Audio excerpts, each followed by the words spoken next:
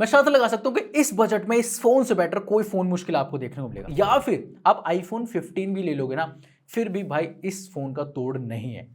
एक beast phone लेने का मन है और आपका बजट है 60 से 70 हजार रुपए और आपने काफी सारे फोन देख डाले, लेकिन कंफ्यूजन इतनी है कि OnePlus 12 लें, आईफोन 15 की तरफ जाएं या फिर iQOO की तरफ जाएं या फिर Vivo के भी कुछ फोन देखे होंगे आप लोगों ने, या फिर Samsung के भी कुछ फोन देखे होंगे, लेकिन फिर भी इतनी कंफ्यूजन है कि सच में कौन सा फोन बेटर रहेगा इस बजट के अंदर। तो एक ऑप्शन है आप लोगों के पास, वो है S23 Ultra। और क्या ये फोन रिलेवेंट है 2024 के अंदर, इसकी बात करते हैं। ऑलमोस्ट इस फोन को यूज करते हो मुझे 18 मंथ से ज्यादा हो गए और यहाँ पर ये मेरा डेली ड्राइवर है। इसके बीच में मैंने काफी सारे फोन ट्राई करे, iPhone 14 Pro, iPhone 15, even iQOO के फोन, Vivo के भी कुछ फोन, Motorola के भी कुछ फोन मैंने यूज करे, लेकिन भाई यही फोन ना मेरा शुरू से डेली ड्राइवर है। अब यहाँ पर मैंने जितनी भी कमियां हैं या फिर जो भी चीजें अच्छी चीज लगी ना मुझे, मैं सब इस वीडियो में कवर करने की कोशिश करूंगा। सबसे पहले बात करते हैं इसकी डिस्प्ले के बारे में। तो यहाँ पर आपको एक ह्यूज डिस्प्ले मिलती है 6.8 इंचेस की। यहाँ पर अगर आप देखोगे ना, जो ब्राइटनेस का नंबर है ना, वो इतना कुछ पीक ब्राइटनेस वाला नहीं बता रखा है। यहाँ पर आपको 1200 निट्स की पीक ब्राइटनेस मिलती है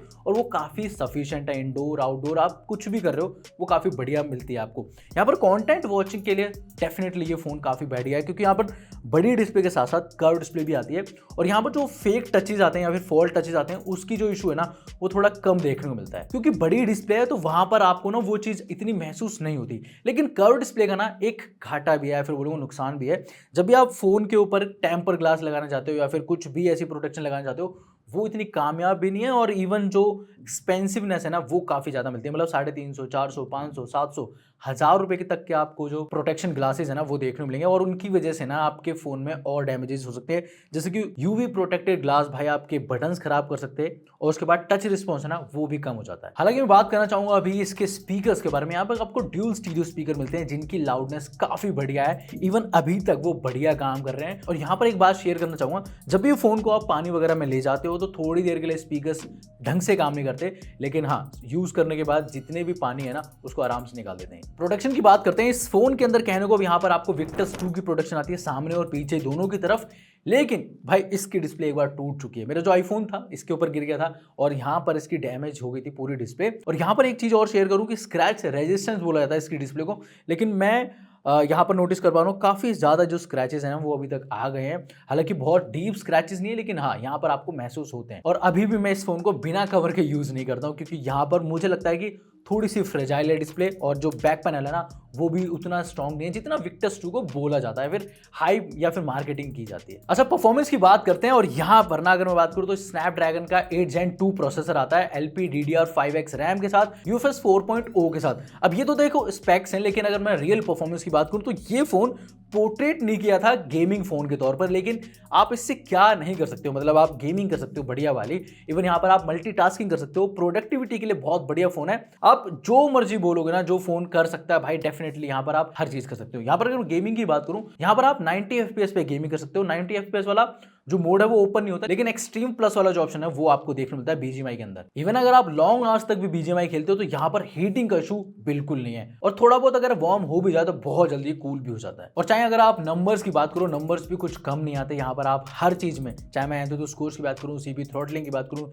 Geekbench की बात करूँ या फिर स्टोरेज टेस्ट की बात करूँ, हर चीज में आपको बढ़िया नंबर्स आपको देखने मिलेंगे। लेकिन काफी लोग पूछते हैं कि क्या सच में फोन हीट करता भी है किसी कंडीशन के अंदर, तो वो भी बता देता हूँ। जब भी आप 4K में रिकॉर्ड करते हैं आउटडोर कंडीशंस के अंदर, तो यहाँ पर ना आपको हीटिंग का इशू देखने को मिलता है। साथ में जो उसकी डिस्प्ले की ब्राइटनेस है वो भी अपने आप रिड्यूस हो जाती है, क्योंकि वो उसको कूल करना चाहता है, फोन को ठंडा रखना चाहता है। तो ये इशू आपको देखने को मिलेगा। आउटडोर में जब जाओगे, धूप ज्यादा है, तो वहां पर आपको ये चीज महसूस होगी। और क्या ये 2024 के अंदर भी फोन रेलिवेंट है, चलो इसकी बात करते हैं। अब यहाँ पर जैसे ही इसके अंदर अपडेट आया One UI 6.1 का, तो भाई उसके बाद से ये फोन भाई S24 को डेफिनेटली टक्कर देता है, क्योंकि यहाँ पर जितने भी AI के फीचर थे जो S24 अल्ट्रा में आ रहे थे, वो सारे यहाँ पर आपको देखने मिलते हैं। चाहे वो जनरेटिव AI का फीचर हो, चाहे जनरेटिव फिल का ऑप्शन हो, या फिर सर्कल टू सर्च हो, AI रिकॉर्डिंग हो, AI समरी का फीचर हो, और जितने भी फीचर्स हैं, यानी कि यहाँ पर आपको लाइव ट्रांसलेट करने के जो ऑप्शन है वो भी देखने को मिल जाते हैं। तो मैं कहूँगा उस मामले में ये फोन डेफिनेटली एक टक्कर देता है S24 अल्ट्रा को, या फिर जो भी फोन अभी लॉन्च हुए हैं जैसे कि फ्लिप 6 या फिर फोल्ड 6 लॉन्च हुए हैं, उनको भी डेफिनेटली टक्कर देता है इस मामले में। लेकिन एक चीज और बता दूं, अगर आप कॉल ट्रांसलेट को देख के इस फोन को लेना चाहते हो तो बता दूं वो अभी इनिशियल स्टेजेस में। आप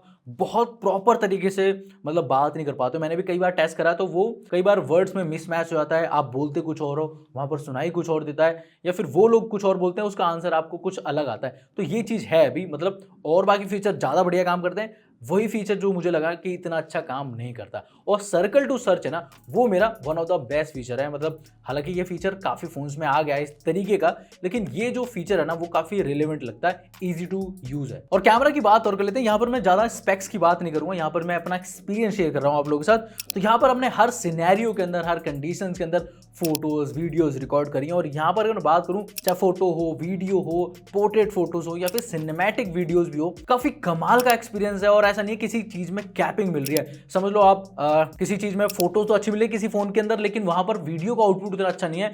किसी के अंदर वीडियो का आउटपुट अच्छा है, लेकिन फिर भी आप 4K 60 FPS नहीं कर सकते या फिर 8K रिकॉर्ड नहीं कर सकते। तो ये चीज़ यहाँ पर नहीं है, आप हर फॉर्मेट में सब कुछ रिकॉर्ड कर पाओगे। साथ में स्टेबलाइजेशन भी आती है, इवन यहाँ पर आप वाइड एंगल में भी स्विच कर सकते हो, ये सारी चीजें मिलती हैं। और वाइड एंगल में भी 4K 60 FPS पे रिकॉर्ड करते हो, ये काफी कमाल की बात है। और मैक्सिमम आउटपुट यहाँ पर 8K 30 FPS का मिलता है, जो कि इनसेन चीज है। बट देखो, हर चीज ना परफेक्ट नहीं होती। यहाँ पर भी कुछ ऐसी चीज लगी मुझे जो शायद थोड़ी सी इंप्रूव हो सकती थी। देखो, वैसे तो आप नॉर्मल कंडीशन में या कहीं भी कंडीशन में फोटो क्लिक करते हो तो बहुत अच्छी तरीके से ऑप्टिमाइजेशन भी हो जाती है, प्रोसेस भी हो जाती है फोटो। लेकिन अगर आप 50 मेगापिक्सल या फिर 200 मेगापिक्सल में फोटो क्लिक करते हो और वहां पर लाइट ज्यादा है, तो वो उतनी अच्छी तरीके से ऑप्टिमाइज नहीं कर पाता एज कंपेयर टू 12 मेगापिक्सल। हमने 3 फोटो यहां पर डाली है, एक है 12 मेगापिक्सल, एक 50 मेगापिक्सल, एक 200 मेगापिक्सल। तो अब तीनों फोटोज में आप नोटिस करोगे कि 12 मेगापिक्सल की फोटो ज्यादा ऑप्टिमाइज लगती है। लेकिन जब आप डिटेल्स देखना चाहते हो या फिर जूम करना चाहते हो फोटोज को, तो वहां पर 50 मेगापिक्सल या फिर 200 मेगापिक्सल की फोटो ज्यादा बढ़िया तरीके से आपको आउटपुट दे पाएगी। बाकी जो एक नेगेटिव पॉइंट आप सबको पता है, पूरी दुनिया को पता है, वो है S23 अल्ट्रा का मून फोटो को लेकर। जब भी आप मून की फोटो खींचते हो जूम करके 100x पर या फिर कितने भी x पर, तो भाई आपको एक गिमिक फोटो मिलती है, या फिर बोल सकता हूं उसमें जो डिटेल्स हैं वो इसका AI ऐड करता है। तो ये चीज के बारे में सबको पता है, इसके बारे में ज्यादा बात नहीं करूंगा, इसकी नेगेटिविटी है वो चीज। लेकिन जो सबसे परफेक्ट चीज लगेगी ना, वो है इसकी पोर्ट्रेट वीडियो, फिर सिनेमैटिक वीडियो भी बोल सकते हो आप। यहाँ पर आप 4K 30 FPS पे रिकॉर्ड कर पाओगे। साथ में जब भी आप रिकॉर्ड करते हो ना, आपका सब्जेक्ट बहुत क्लियर आता है, साथ में कोई भी ग्लिच या फिर जिटरिंग यहाँ पर आपको नहीं लगती, और जो बैकग्राउंड की सेपरेशन है ना, वो भी काफी बढ़िया लगती है। इवन इस फोन को काफी लोग कंटेंट रिकॉर्ड करने के लिए भी यूज करते हैं, तो उनके लिए भी एक चीज बता देता हूँ। यहाँ पर जितने भी इसकी जो पोर्ट्स हैं, यहाँ पर जैसे अगर आप एक्सटर्नल माइक लगाना चाहते हो तो DJI रोड के आराम से यहाँ पर यूज कर सकते हो। अगर आप कोई सस्ता माइक यूज करना चाहते हो तो उसके लिए ना जो आपको कनेक्टर है ना, वो एकदम ओरिजिनल खरीदना पड़ेगा, तभी वो वर्क करता है। या फिर कुछ भी आप अटैच करना चाहते हो, उसके लिए ओरिजिनल कनेक्टर ही काम करते हैं, लोकल कनेक्टर भाई काम नहीं करते इसके अंदर। इस फोन के हैप्टिक्स के बारे में बात करूं तो यहाँ पर अभी भी हैप्टिक्स काफी बढ़िया काम करते हैं, और जब ये फोन आया था तब भी इसके one of the best haptics थे। अगर आप OnePlus से कंपेयर करो तो हाँ डेफिनेटली बोलूंगा थोड़े से कम मिलते हैं, लेकिन भाई फिर भी काफी अच्छी तरीके से टक्कर देते हैं। इवन इसका जो टाइपिंग एक्सपीरियंस है वो मुझे काफी बढ़िया लगता है अभी भी। बैटरी आउटपुट की बात कर लेते हैं। यहाँ पर आपको 5000 mAh की बैटरी मिलती है और साथ में यहाँ पर 45 वॉट की फास्ट चार्जिंग मिलती है। अब यहाँ पर ये दोनों चीजें अच्छी लगती हैं देखने में, लेकिन भाई नेगेटिव चीज ये है कि फोन के बॉक्स के अंदर आपको अडेप्टर नहीं मिलता, जो कि मुझे लगता है कि भाई देना चाहिए। जब इतना महंगा फोन दे रहे हो तो भाई वो चीज होनी चाहिए। और इसका पता है एक नुकसान ये है कि आज तक, जैसे मैं हूं, मैंने भी इसका भाई ओरिजिनल अडेप्टर आज तक बाय नहीं करा। मैं दूसरे किसी अडेप्टर से ही चार्ज करता हूं फोन को, और काफी लोग भाई वो इस तरीके से ही चार्ज करते हैं, अपने जो पुराने अडेप्टर है ना उन्हीं से चार्ज करते हैं। अब यहाँ पर उसकी वजह से दिक्कत ये हो सकती है कि बैटरी जल्दी खराब हो सकती है, बैटरी जल्दी ड्रेन हो सकती है, हीटिंग इशू हो सकते हैं, और भी बहुत तरह के जो इशूज है ना वो हो सकते हैं। लेकिन अगर मैं बात करूं भाई 45 वॉट की फास्ट चार्जिंग की, तो वो भी मुझे लगता है कि भाई इस तरह के जो फ्लैगशिप फोन होते हैं मिनिमम से मिनिमम 65 वॉट से लेके 80 वॉट तो होनी चाहिए। और अगर आप बैटरी परफॉर्मेंस की मेरे से बात पूछोगे तो अभी भी इसका जो बैटरी आउटपुट है वो लगभग 6.5 से लेके 7.5 घंटे के आसपास SOT टाइम निकाल के देता है, जो कि बहुत ही गुड है। और क्योंकि यहाँ पर डिस्प्ले बड़ी मिलती है, ब्राइट काफी डिस्प्ले, साथ में इसके हैप्टिक्स है ना वो काफी बैटरी भी लेते हैं, तो फिर भी जो आउटपुट है ना वो काफी बढ़िया लगता है। साथ में फोन के अंदर ना 15 वॉट की फास्ट चार्जिंग आती है, और यहाँ पर 4.5 वॉट की रिवर्स चार्जिंग भी है, जो कि बहुत ही खराब है मेरे हिसाब से। मैं बताता हूँ आपको अपना एक्सपीरियंस हुआ क्या था। अब यहाँ पर जैसे ही ना मैंने अपना S24 अल्ट्रा एक बार इससे चार्ज करने की कोशिश करी थी, और ये फोन 13% बैटरी ड्रेन करता है अपनी, तब जाके दूसरे फोन की 1% बैटरी इंक्रीज करता है। अब वो S24 अल्ट्रा था इन्हीं की फैमिली से, तब ये हाल है। अगर मैं दूसरा कोई फोन यूज करता हूँ तो भाई पता नहीं क्या होगा। और वहां पर बता दूं हीटिंग का इशू रहता है, दोनों फोन हीट भी कर जाते हैं। ये चीज मैंने नोटिस करी, वो मुझे इतना रेलिवेंट नहीं लगा फीचर, क्योंकि एक तो यूज़ करना बहुत मुश्किल है, आप इस तरीके से फ़ोन रखोगे तब जाके वो यूज़ हो पाता है। और बहुत ज़्यादा बैटरी ड्रेन होती है उसमें। और जो सबसे अनोखी चीज़ आती है ना इस फ़ोन के अंदर, वो आता है S Pen या फिर स्टाइलस का सपोर्ट। यहाँ पर आप मल्टीपल काम कर सकते हो, जैसे कि जूम इन करना, जूम आउट करना, फोटो क्लिक करना ब्लूटूथ के जरिए। इवन जो सबसे मेन काम है जो मैं इस S Pen से यूज़ करता हूँ, वो है अपने डॉक्यूमेंट साइन करना।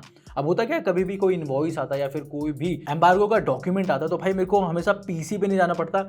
मतलब मेरे को कोई वर्ड या फिर एक्सेल नहीं खोलनी पड़ती साइड, वहाँ पे साइन करूँ, यहीं पे आता है, बस मैं टैप करता हूँ, साइन करता हूँ और भाई गुड टू गो। बहुत ईजी हो जाता है काम, आपका कुछ सेकंड्स में, मिनटों में हो जाता है। उसके लिए वरना आपको लैपटॉप खोलना पड़ेगा, वहाँ डॉक्यूमेंट ओपन करना पड़ेगा, फिर साइन करके फिर भेजना पड़ेगा। ये चीज़ बहुत ईजिली होती है। यहाँ पर आप बहुत सारे और भी काम कर सकते हो, ड्राइंग कर सकते हो, या फिर कुछ कमांड्स भी है ना, वो भी यहाँ पर आप दे पाओगे। अच्छा, फोन के बारे में मैंने सारी चीजें बता दी, लेकिन आफ्टर सेल सर्विस के बारे में बात कर लेते हैं। जब मेरे फोन की स्क्रीन टूट गई थी तो भाई ये फोन रिपेयर हो गया था 2 दिन के अंदर, जहां पर उन्होंने मेरी स्क्रीन भी चेंज कर दी थी, इवन जो साइड का फ्रेम है ना वो भी चेंज कर दिया था। अब ये हो सकता है इसलिए भी क्योंकि ये फोन इंश्योरेंस के अंदर था, इंश्योर्ड था ये फोन, तो शायद डेफिनेटली भाई वो दोनों चीज मेरी सही होके आ गई थी। यहाँ पर मैंने कुछ पे करा था क्योंकि इंश्योरेंस में पे करना पड़ता है, और उसके बाद भाई दोनों चीज कवर हो गई थी मेरी। लेकिन अगर बात करूं मैं, भाई मेरे एक बार साइड के बटन्स भी खराब हो गए थे ग्लू की वजह से, और जब मैं सर्विस सेंटर लेके गया तो ना मुझे पता था कि इसके अंदर ग्लू है, इसकी वजह से खराब है, ना सर्विस सेंटर वालों को पता था। तो हुआ क्या था सिनेरियो, यहाँ पर उन्होंने पहले ही बोल दिया था कि भाई इसको ओपन करने का भी चार्ज लगेगा, साथ में जितना खर्चा आएगा अगर कुछ खराब होता है इसके अंदर तो वो भी आपको पे करना पड़ेगा, जबकि ये फोन वारंटी के अंदर था। हालांकि उन्हें नहीं पता और मुझे भी नहीं पता कि ये ग्लू की वजह से हुआ है, क्योंकि मुझे समझ में नहीं आ रहा था कि भाई पहले हुआ क्या। बाद में पता लगा जब ये ठीक हो गया, उसके बाद मुझे किसी ने बताया कि भाई ये ग्लू की वजह से हो सकता है। तो दोनों तरफ ना सॉल्ट और सॉल्टी जैसा कुछ कुछ एक्सपीरियंस है मेरा, कुछ अच्छा भी था कुछ बुरा भी था, वो मैंने आपको बता दिया। बट इतनी सारी चीजें होने के बाद भी क्या ये फोन रेलिवेंट रहेगा 2024 के अंदर, चलो उसकी बात करते हैं। अभी अगर आप ऑफलाइन जाके देखोगे इस फोन की प्राइसिंग, तो लगभग 78,000 से लेके 80,000 के आसपास आपको देखने मिल जाएगा। कुछ बैंक वगैरह ऑफर लगाने के बाद इतना कुछ देखने को मिल सकता है। ऑनलाइन चेक करोगे तो अब इसकी प्राइसिंग बहुत ऊपर कर रखी है, नई से भी ऊपर कर रखी है, और वो इसलिए कर रखी है क्योंकि बिग बिलियन डे सेल आने वाली है। उसके अंदर इसकी जो प्राइसिंग है ना भाई, बहुत ही ज्यादा आपको क्रेजी देखने को मिल सकती है।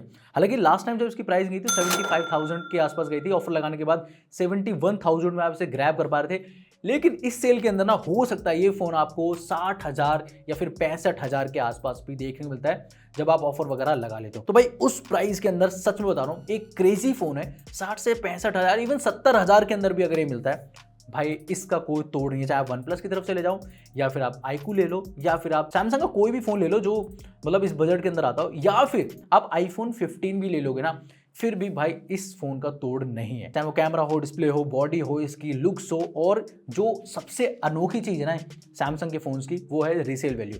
अभी भी ये फोन मेरे पास 1.5 साल से ज़्यादा हो गया, लेकिन अगर मैं इसे सेल करना चाहता हूँ मुझे एक अच्छी वैल्यू मिल जाएगी, क्योंकि फ़ोन की कंडीशन भी अच्छी है और उनकी रीसेल वैल्यू काफ़ी ज़्यादा मिल जाती है। तो ये सारे एस्पेक्ट थे जो मैंने आपको कवर करके बताया इस फ़ोन के बारे में, क्या चीज़ अच्छी है, क्या चीज़ बुरी है, क्यों ये फ़ोन ले सकते हो, और क्या चीज़ नेगेटिव चीज़ है, वो भी मैंने इस वीडियो के अंदर कर दी। होप आपको ये वीडियो अच्छी लगी होगी और आपको समझ में आ गया होगा कि भाई ये फ़ोन लेना चाहिए या फिर नहीं लेना चाहिए। अगर आपको ये वीडियो अच्छी लगी तो कमेंट बॉक्स में लिख सकते हो, और कुछ सुझाव या फिर आपके सजेशंस हैं भाई वो भी आप लिख सकते हो। ये वीडियो पे खत्म कर रहा हूँ, मैं मिलता हूँ नेक्स्ट वीडियो के अंदर। एंड इस फोन को लेने के बाद अगर आपको कुछ और वीडियोस भी चाहिए तो वो यहाँ पर आ रही होंगे, जो आपके लाइक हैं वो भी आप देख सकते हो।